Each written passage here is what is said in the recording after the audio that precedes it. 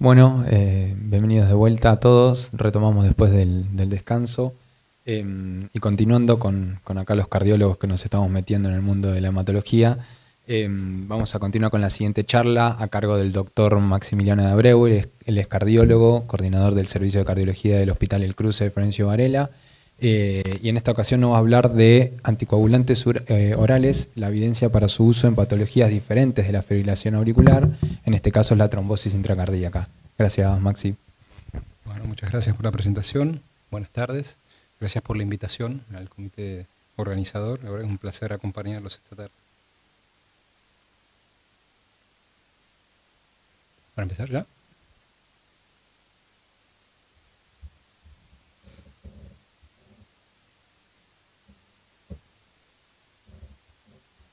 Sí, no hay problema.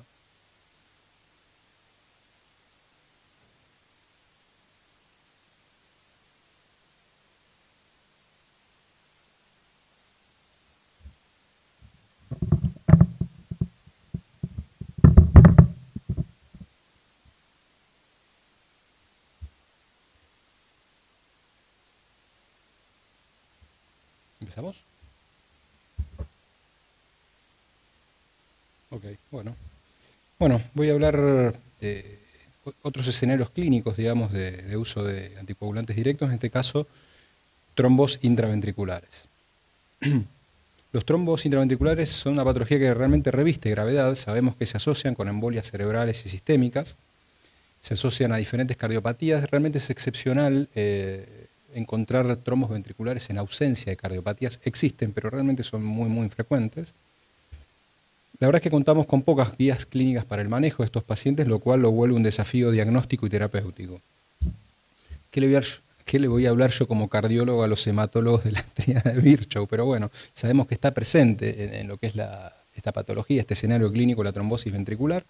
Es una asociación entre, vamos a decir, lesión endotelial debida a la isquemia miocárdica, injuria endocárdica, inflamación, ectasia sanguínea, protrombosis. En el caso del trombo asociado a infarto probablemente tenga más peso estas variables como la isquemia miocárdica, la injuria subendocárdica, la inflamación. En el caso de los trombos ventriculares asociados a miocardiopatía dilatada de origen no coronario, probablemente tenga más peso lo que es la ectasia sanguínea. Y la trombosis que siempre está dando vuelta, o el factor protrombótico, probablemente asociado en algunos casos a algunas cardiopatías inflamatorias y protrombosis asociada a infarto, etcétera, etcétera, también un poco mete la pata en los diferentes escenarios. ¿Cuáles son las variables probablemente más asociadas al desarrollo de trombosis ventricular? Y seguramente el deterioro de la función ventricular. Hay varios estudios que lo han demostrado. Los trastornos segmentarios de la motilidad y la inflamación endocárdica asociada al infarto. Este es un estudio muy interesante, un estudio observacional de un grupo francés sobre 90.000 ecocardiografías realizadas en un centro. Encontraron 159 trombosis intraventriculares. Este fue un estudio retrospectivo. El promedio de la fracción de eyección, la media fue de 32 más menos 12. Esto lo que demuestra que, bueno, que estos pacientes en su mayoría tienen algún grado de deterioro de la función ventricular o cardiopatía. Vemos un poco las causas de trombosis ventricular en estos pacientes. Casi el 80% respondían a alguna causa de patología o miocardiopatía secundaria a enfermedad coronaria. Dentro de estos, lo más frecuente eran los infartos con elevación del ST. Aproximadamente un 15% tenían miocardiopatías no coronarias de otro origen, es decir, que entre lo que es la cardiopatía isquémica y las miocardiopatías idiopáticas prácticamente se llevaban el 95% de las causas de trombosis ventricular. Y un 5% de otras patologías más infrecuentes como la miocardiopatía hipertrófica, las miocarditis, el Takotsubo, el balonamiento apical del corazón debido a cardiopatía por estrés, y una forma menos por ahí conocida para otros especialistas, que es la displasia ritmogénica de ventrículo derecho, que en algunas variantes fenotípicas puede afectar el ventrículo izquierdo y ser una causa, en este caso, muy infrecuente de trombosis ventricular. Pero lo concreto es que entre lo que es la cardiopatía isquémica y la miocardiopatía idiopática se llevan prácticamente el 95% de los casos, al menos en esta serie. 85% de los pacientes tenían trastornos predominantemente apicales, 15% prácticamente la hipoquinesia era difusa en todo el ventrículo y el 98,1% de los trombos eran apicales. Es infrecuente la presencia de trombos en otra porción del ventrículo. A veces aparecen asociados a infartos inferiores, pero son realmente infrecuentes. ¿Cómo le fue a estos pacientes a los 2 años? Bueno, yo les decía al principio que es una patología que reviste gravedad. 37% de eventos cardiovasculares mayores en el seguimiento a 2 años de estos pacientes. La mortalidad rondó el 20%. 22% tenían alguna forma de embolia en el seguimiento y 13% tenían alguna forma de sangrado mayor, o mejor dicho, algún sangrado mayor. Y lo que vemos es que en aquellos pacientes que hay una regresión total del trombo con la anticoagulación, parecen tener mejor pronóstico que aquellos que tienen un trombo persistente a pesar de la anticoagulación, en particular en lo que hace a mortalidad. Con respecto a lo que es el trombo ventricular asociado al infarto, múltiples series que han seguido, que han mostrado su incidencia a lo largo de los años, han mostrado que con los años, en las últimas 4 décadas, realmente ha disminuido la incidencia de trombosis ventricular asociada al infarto. Hoy está cercana al 5%, los infartos de otros territorios tienen menos, los anteriores tienen más, pero el promedio de todos los infartos ronda el 5%.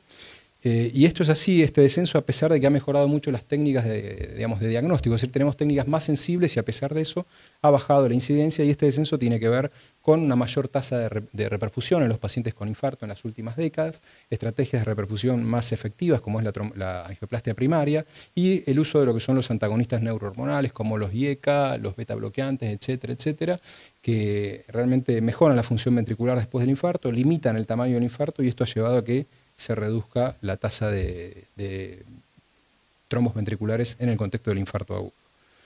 Hablando de sensibilidad, bueno, el eco transtorácico, si consideramos que es el patrón de referencia, que tiene una sensibilidad, digamos, de 1, el transesofágico no mejora la sensibilidad en la detección del trombo ventricular. Recordemos que el transesofágico mira el corazón desde la aurícula, el transtorácico lo mira desde la punta, que es donde habitualmente se depositan los trombos o se forman.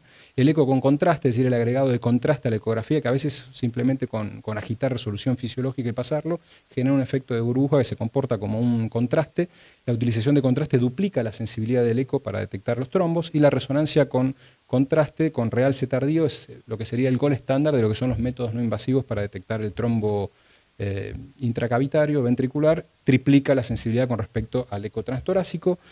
Lo que sí está claro que muestran los estudios es que tanto el ecocontraste como la resonancia incrementan la sensibilidad, pero principalmente para lo que son los trombos laminares, es decir, los delgados trombos que se pegan en la punta, no esos protruyentes y voluminosos.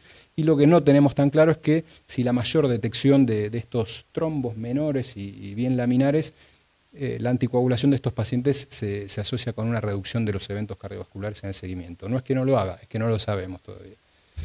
Si consideramos que en Argentina tenemos aproximadamente, en base a estudios observacionales y algunos estudios epidemiológicos, 40.000 infartos por año, podríamos decir que asociado al infarto por lo menos estaríamos entre 1.500 y 2.000 trombos en el año en nuestro país.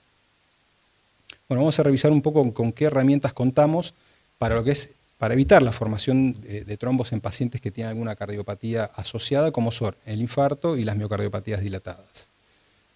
Bueno, lo que hace la prevención de trombos ventriculares en el infarto, un metaanálisis de la era pre-reperfusión, es decir, con estudios de la época pre-reperfusión, hace 30 años se publicó este trabajo, muestra que el riesgo de embolias asociada a trombo mural era de entre 5 y 6 veces mayor a aquellos pacientes que no tenían trombo, que la anticoagulación reduce la producción de trombos prácticamente en un 70% y que en pacientes con un trombo ya establecido, la anticoagulación, en aquella época con antagonistas de la vitamina K, reduce prácticamente en 80% el riesgo de embolia. Es decir, esto un poco refuerza este concepto. Nosotros a veces nos quejamos de lo que son los viejos anticoagulantes y de toda la complejidad que implica el tratamiento, pero la realidad, hoy hablamos con Santiago, son drogas que la usamos hace 70 años, han logrado en todos los escenarios de tromboembolismo entre 70 y 80% de reducción de los eventos, embolias en las NFA, tromboembolismo de pulmón en TBP y en caso de trombos ventriculares lo mismo. Es decir, en cualquier vademecum no vamos a encontrar muchas drogas que reduzcan 70-80% de los eventos como son estos viejos anticoagulantes de los que tanto nos quejamos, ¿no? No es una crítica, es simplemente una opinión, digamos. Después tenemos algunos estudios por reperfusión también. Este es un estudio aleatorizado de 800 pacientes con infarto anterior. Los pacientes fueron aleatorizados a deltaparine o placebo con un seguimiento corto de 9 días porque el objetivo era solamente ver la reducción de trombos ventriculares en pacientes con infarto anterior. Este fue el estudio FRAMI y mostró que La anticoagulación reducía un 40% más o menos el desarrollo de trombos ventriculares. Sin embargo, los pacientes anticoagulados que tenían menos trombos, la reducción en los eventos embolígenos no era realmente significativa, y lo que sí era significativo, el incremento en los sangrados mayores. Es decir, no había una relación riesgo-beneficio buena. Este es otro estudio, el estudio APRISE-2, fue un estudio aleatorizado, en este caso con apixaban versus placebo en 7.500 pacientes con síndrome coronario agudo. El 40% de ellos tenían elevación del segmento ST, un seguimiento a 8 meses. En este caso el objetivo era diferente, no era reducir la formación de trombos, sino era un tratamiento anticoagulante después del infarto para prevenir eventos isquémicos en general. Este tratamiento, es decir, la adición de apixaban posinfarto, no se asoció con una reducción significativa en el punto final primario de muerte cardiovascular, infarto y stroke, pero sí incrementó casi por 3 los sangrados mayores, y esa fue la causa de que el estudio haya sido detenido precozmente. Otro estudio por reperfusión fue el Atlas-TIMI 51, muchos de ustedes seguramente lo conocen, fue un estudio aleatorizado con rivaroxaban 2,5 o 5 miligramos versus placebo en 15.000 síndromes coronarios agudos, la mitad era infartos con elevación del ST, con un seguimiento de 13 meses. El tratamiento se asoció con una reducción del punto final combinado del estudio significativo y con un incremento también significativo en los sangrados. Sin embargo, este estudio tuvo muchos problemas con el seguimiento de los pacientes. Los pacientes cuando suspendían una droga se dejaban de seguir, con lo cual, no digo se ocultaron, pero sí se perdieron eventos en el seguimiento y muertes, por lo cual la FDA no lo aprobó al rivaroxaban para esta indicación. Y por último, a mí el estudio es el más nuevo, y a mí, a pesar de ser un estudio chiquito, me parece el más interesante de todo esto, es porque lo que hicieron fue, con 279 pacientes con un infarto anterior, tratados con una angioplastia primaria, los aleatorizaron de manera abierta, que esa fue una de las limitaciones del estudio, a recibir rivaroxaban 2,5 miligramos sobre lo que es la doble antiagregación que estos pacientes la necesitaban por la angioplastia primaria, o doble antiagregación sin anticoagulación, a 30 días de seguimiento. El punto final primario fue el desarrollo de trombo ventricular, y después tuvieron un punto final secundario que fue combinado de eventos cardiovasculares, muerte, trombo ventricular, embolismo sistémico, rehospitalizaciones, sangrado, a 30 y a 180 días. Como vemos en el gráfico de la izquierda, el agregado de rivaroxaban se asoció con una reducción significativa en el desarrollo de trombo ventricular a los 30 días. Eso además se correlacionó con una disminución significativa en el punto final clínico, tanto a los 30 días como a los 180. Y como vemos en las curvas, a partir de los 30 días, que es donde se hizo la gran diferencia, donde estamos allá en la punta, se mantuvo esa diferencia a lo largo de todo el seguimiento.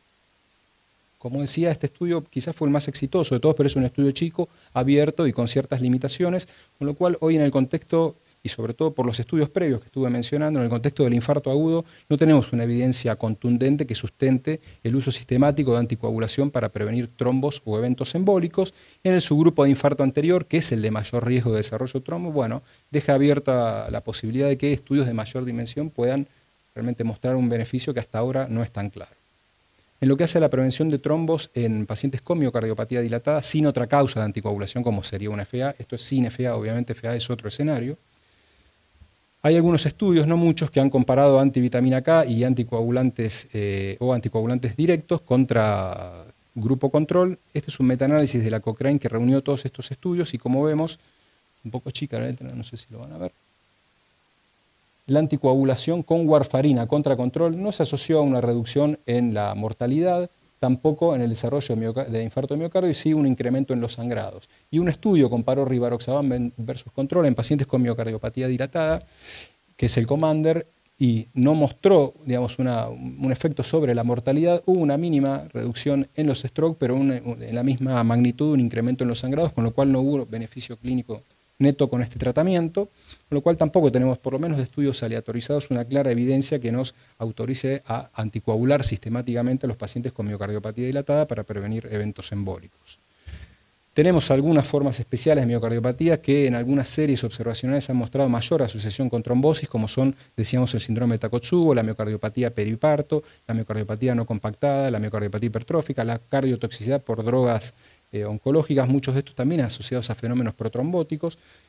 En estos casos la verdad es que no hay evidencia tampoco contundente de que haya que anticoagularlos sistemáticamente si no hay otra causa de anticoagulación. Son patologías que se asocian con más riesgo embólico, pero la verdad es que no tenemos una evidencia que sustente tampoco el uso sistemático de anticoagulantes en este grupo de pacientes. Vamos a ver ahora con qué herramientas contamos para el tratamiento específico, ya no lo que es profilaxis que vimos hasta ahora, sino lo que es el tratamiento en aquellos pacientes que tienen una cardiopatía con un trombo establecido.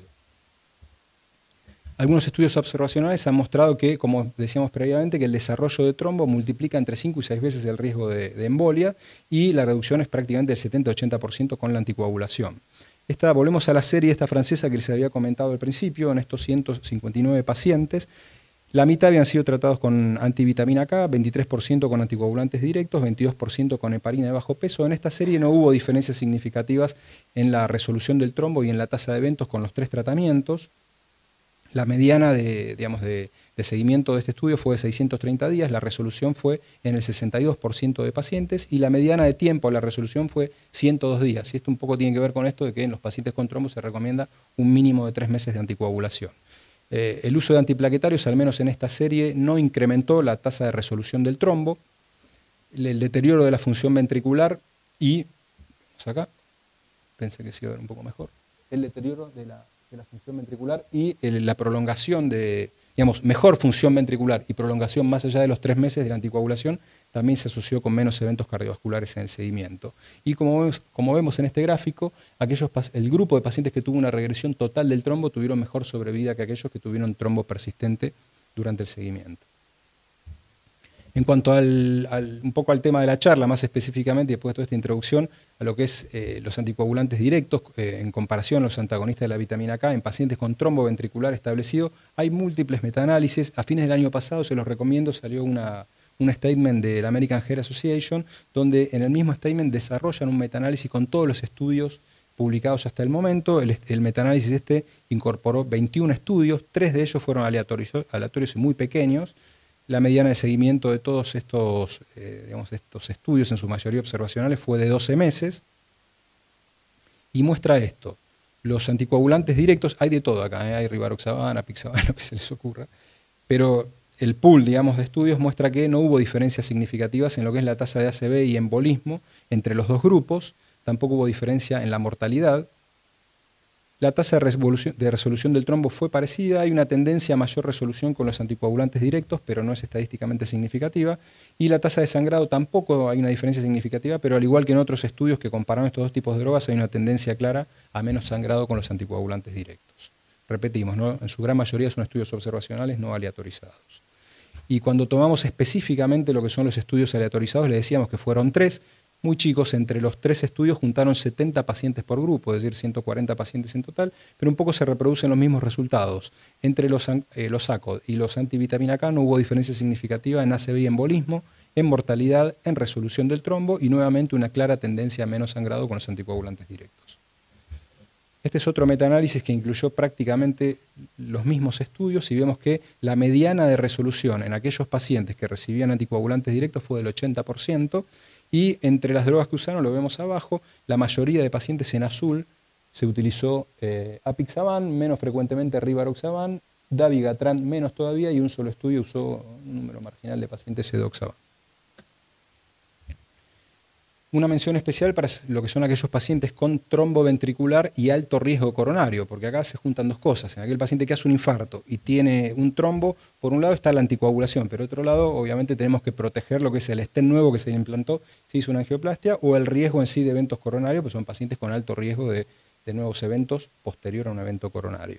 La realidad es que no tenemos evidencia directa de combinaciones de anticoagulantes y doble antiagregantes en pacientes coronarios agudos con trombos ventriculares, y la única evidencia indirecta que contamos es con la de los estudios de fibrilación auricular y angioplastia, que son varios. Obviamente el escenario es diferente, porque no es lo mismo el riesgo de embolia de una FA crónica que el riesgo de embolia de un trombo establecido.